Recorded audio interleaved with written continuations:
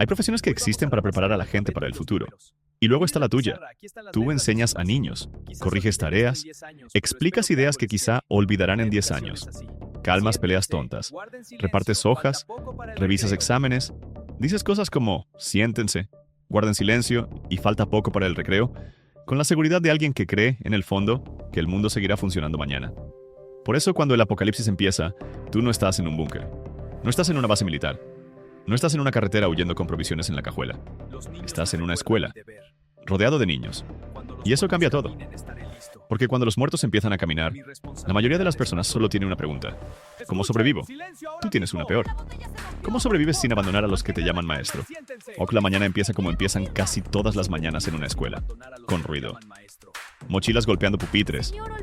Botellas de agua cayendo al suelo. Un niño que olvidó la tarea.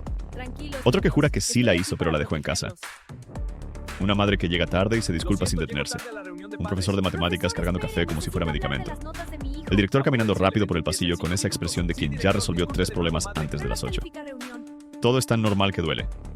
Porque cuando miras atrás, eso es lo que más te rompe. No el primer grito. No el primer infectado. No la sangre. Lo que te rompe de verdad es recordar lo absurdamente ordinario que era todo 5 minutos antes del fin del mundo. A las 8:12, uno de tus alumnos te pregunta si es verdad que en Estados Unidos hay una enfermedad rara. Y tú dices lo que diría cualquier adulto responsable. Que no haga caso a rumores, que seguramente están exagerando en Internet. Que saque su cuaderno. Y durante unos segundos todavía puedes fingir que esa respuesta sirve para algo. Pero en la sala de maestros ya circulan los videos. Hospitales con puertas bloqueadas. Policías disparando a personas que no caen. Aeropuertos colapsados. Reportes de agresión extrema. De episodios de violencia inexplicable. De protocolos sanitarios extraordinarios. Nadie usa la palabra zombie porque las personas adultas prefieren mentirse con lenguaje técnico cuando el horror todavía parece ridículo. A las 9 en punto, el director recibe una llamada. No sabes de quién. Solo sabes que cuando sale de su oficina ya no parece un director. Y parece un hombre al que le acaban de informar que el edificio entero está hecho de papel y alguien encendió un fósforo. Ordena cerrar el portón principal. Suspender el recreo exterior. Nadie sale del plantel hasta nuevo aviso. Los niños se emocionan. Creen que es algo divertido, una rareza, un día diferente, la posibilidad secreta de que cancelen clases. Todavía tienen esa ventaja inmensa de la infancia. No entienden el tamaño real de las cosas hasta que las tienen enfrente. Tú sí empiezas a entenderlo. No por la orden. Por el tono. Los adultos siempre revelan la verdad en el tono antes que en las palabras.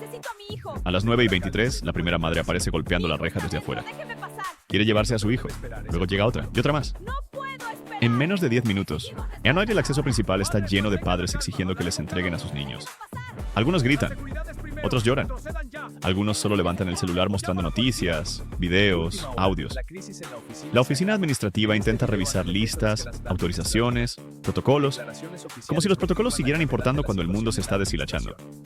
Entonces llega la segunda llamada. Esta vez no cierran el portón para controlar la salida. Lo cierran para impedir la entrada. Y ese detalle lo cambia todo. Porque una escuela cerrada puede parecer un refugio. Pero una escuela cerrada con cientos de niños dentro y un desastre creciendo afuera no es un refugio. Es una caja. Tú sigues dando clase porque eso es lo que hacen los adultos cuando aún no aceptan que ya no tienen control. Explicas una página del libro, escribes algo en el pizarrón. Pides silencio. Pero ya nadie está mirando de verdad. Los niños sienten la electricidad extraña en el aire. Escuchan pasos corriendo en el pasillo. Ven a otros profesores mirar el celular una y otra vez.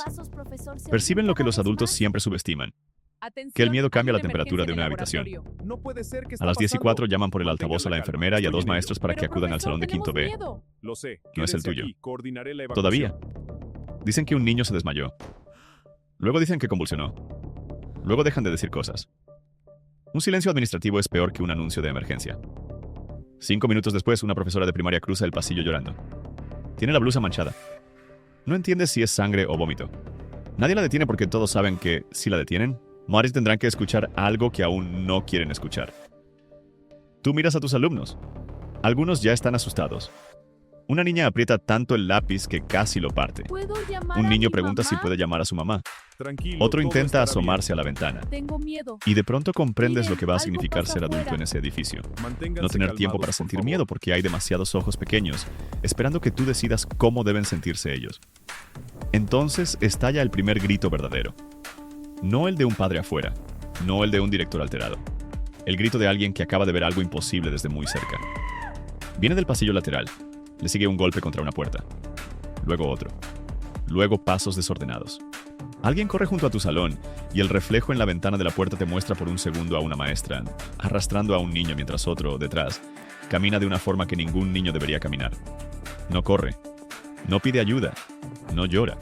Solo avanza. Esa imagen te vacía por dentro. Porque el apocalipsis deja de ser noticia en el momento exacto en que adquiere el tamaño de un cuerpo infantil. Cierras la puerta. Eso es lo primero que haces. No porque tengas un plan, porque cerrar puertas es lo que hacen los profesores cuando algo anda mal. Peleas, simulacros, ruido externo, perros sueltos, padres alterados. Cerrar la puerta es un reflejo profesional. Solo que esta vez la puerta no está separando a tus alumnos de una distracción. Los está separando de algo que quiere entrar. Mandas a todos al fondo del salón. Les dices que se agachen, que no hagan ruido. Tu voz suena más firme de lo que te sientes. Los niños obedecen porque los niños, incluso en el caos, siguen creyendo durante un rato que un adulto puede arreglar las cosas con suficiente autoridad.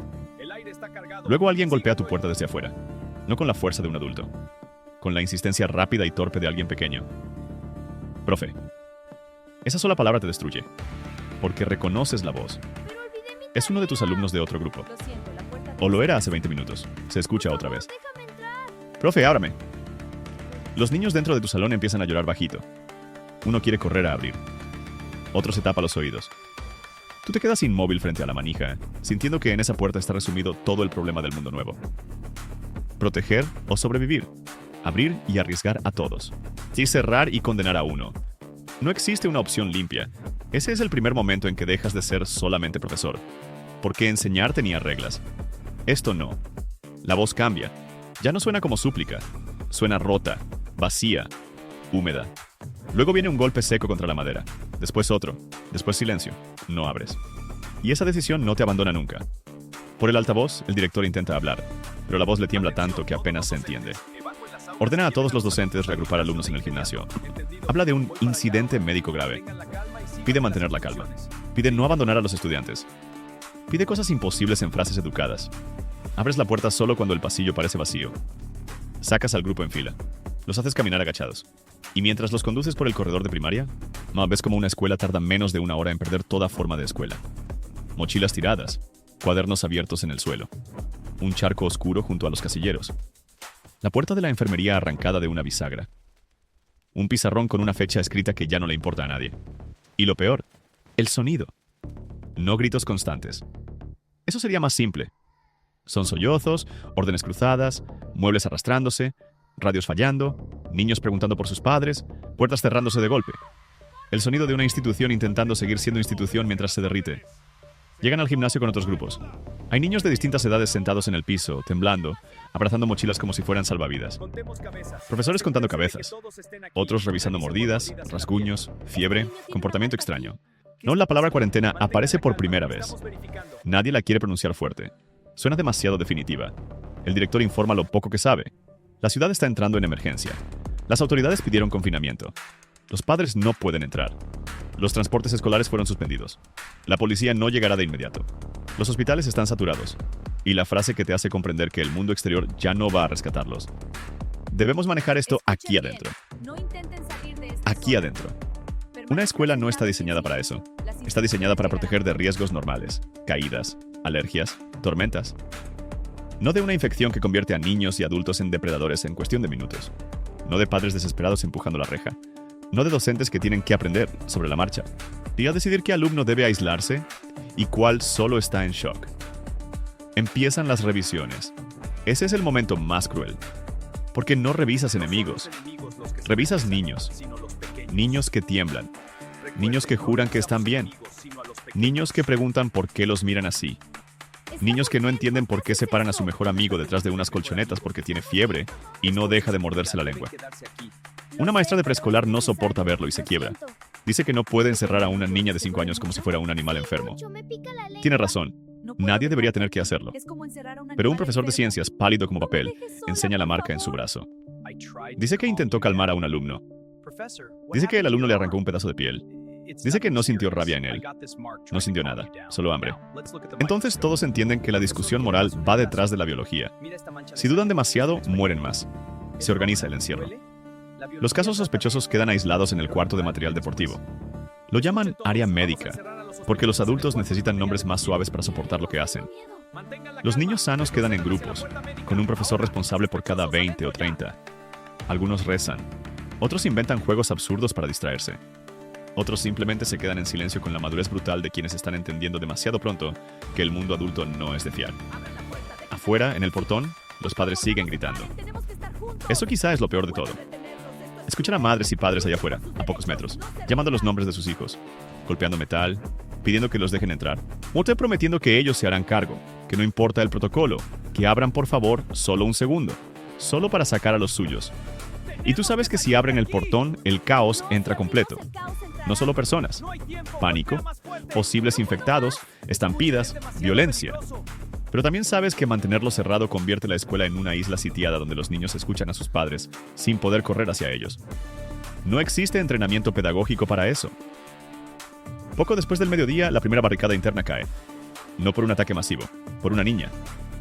Una pequeña de segundo grado que estaba aislada por fiebre comienza a golpear la puerta del cuarto de material.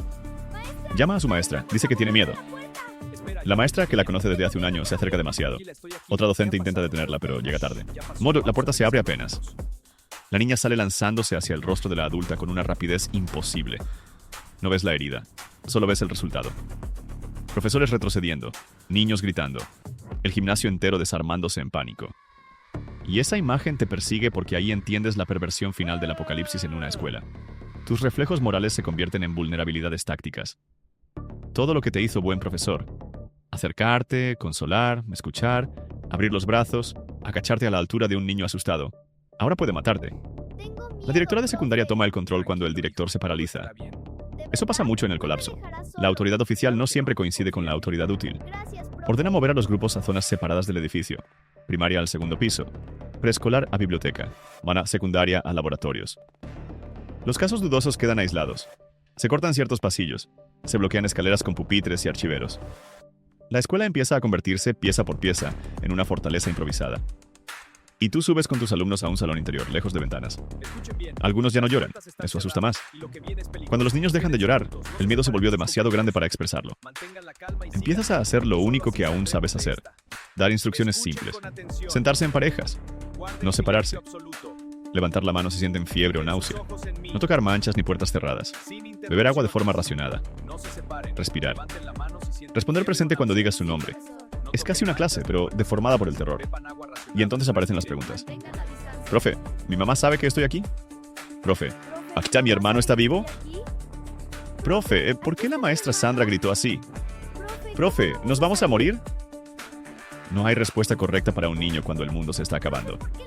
Solo hay distintos tipos de mentira piadosa. Dices que vas a hacer todo lo posible. Y por primera vez en tu vida, esa frase te sabe a insuficiencia pura. Pasan las horas y la escuela se degrada. No en estructura, sino en espíritu. Los baños dejan de ser seguros. Los pasillos dejan de ser tránsito y se vuelven riesgo. La sala de maestros, antes lugar de chismes, café y quejas sobre exámenes, se transforma en centro de mando. Las ventanas del primer piso se refuerzan con mesas.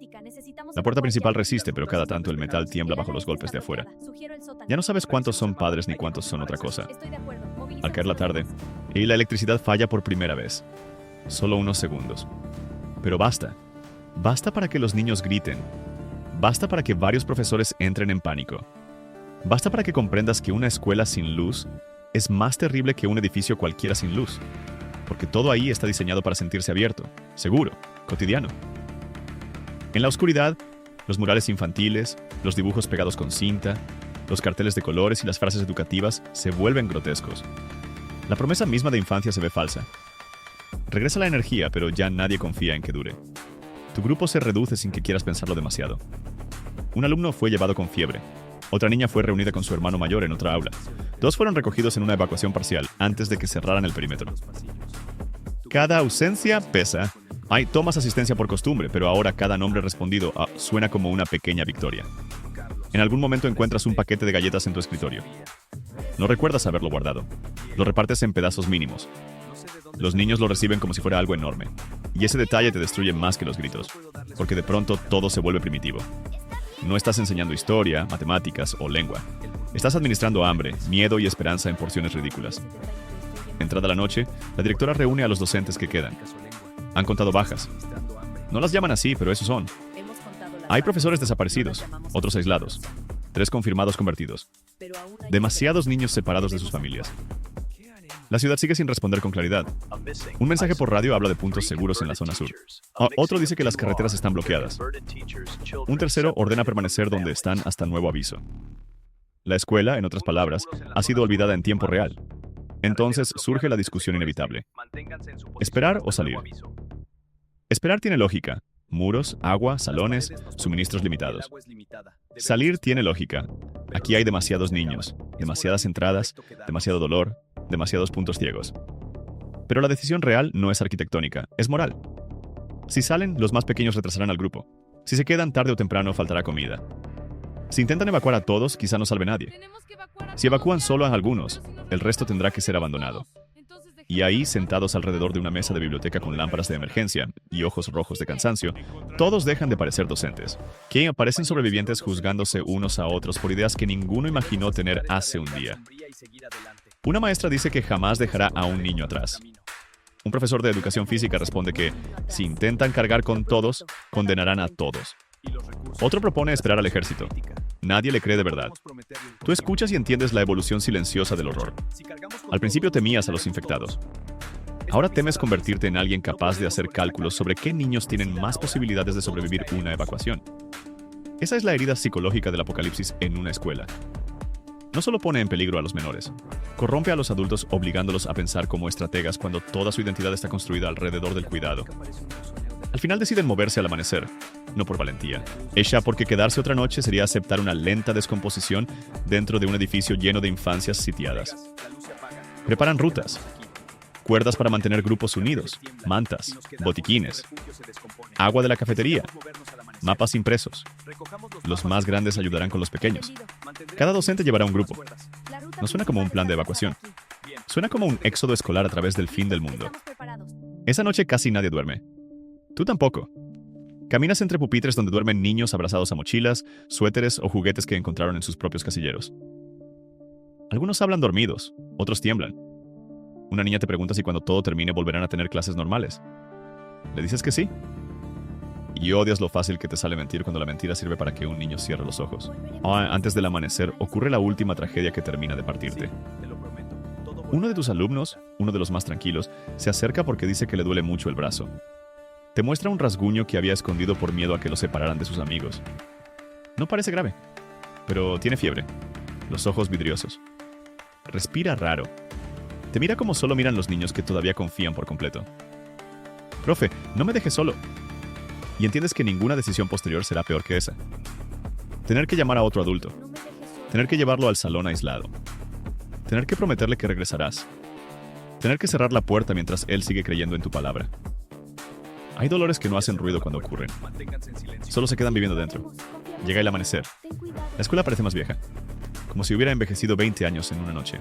Papel pegado en ventanas. Sillas apiladas. Silencio en zonas donde ayer había canciones infantiles. El olor cambia. Menos a cuadernos, jabón y comida. Más a encierro, sudor y miedo sostenido.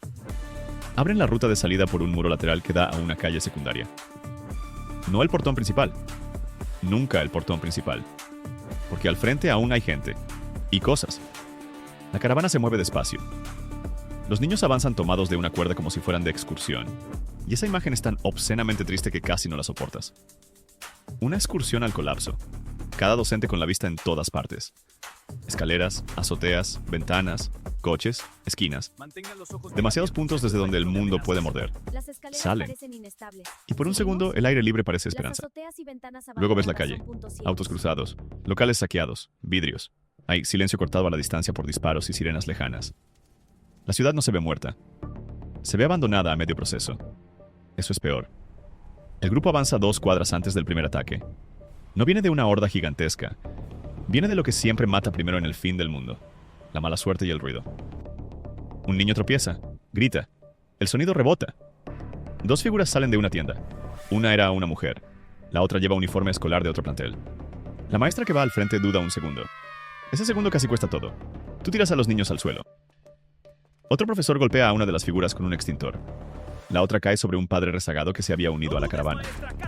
No hay heroísmo. Solo confusión, terror y el sonido insoportable de niños viendo demasiado. Consiguen seguir moviéndose. ¿Qué? Pero ya nada vuelve a ser lo mismo. Los pequeños lloran sin control. Los mayores empiezan a comprender que los infectados también pueden ser otros niños. Los docentes, que hasta ese momento aún funcionaban como profesores organizando un traslado, ahora se convierten definitivamente en escoltas de emergencia. Y tú notas algo peor en ti. Empiezas a mirar las mochilas como peso extra. Empiezas a calcular quién puede correr más lento. Empiezas a escuchar los llantos como riesgo sonoro. Empiezas a pensar de forma útil. Y te horrorizas porque esa utilidad se parece demasiado a perder partes esenciales de ti mismo. Ese es el núcleo psicológico de toda la historia. El apocalipsis no te pregunta solo si puedes proteger a tus alumnos. Te pregunta cuánto de tu humanidad estás dispuesto a deformar para hacerlo. Algunos grupos se separan. Un profesor decide ir hacia la iglesia donde cree que hay refugio. Otro hacia una clínica privada. Tú sigues la ruta pactada con 13 niños y 2 docentes más. 13. El número se te clava porque por la mañana eran muchos más. Entran a un edificio administrativo vacío y atrancan la entrada. Por fin tienen unos minutos de respiro. Los niños están exhaustos. Una maestra tiene una mordida que ocultó para no frenar la evacuación. Lo sabes en cuanto la ves sentarse demasiado despacio, demasiado pálida, demasiado silenciosa. Ella también lo sabe. Nadie llora al principio, solo se miran. Porque a veces el dolor grande no entra con lágrimas. Entra con una claridad insoportable. Ella te pide que cuides a su grupo. Te entrega una lista con nombres escritos a mano. O como si al transferirte esa responsabilidad pudiera convertir la muerte en trámite escolar. Tú asientes porque no hay otra cosa decente que hacer. Y en ese momento comprendes la frase final de toda esta pesadilla.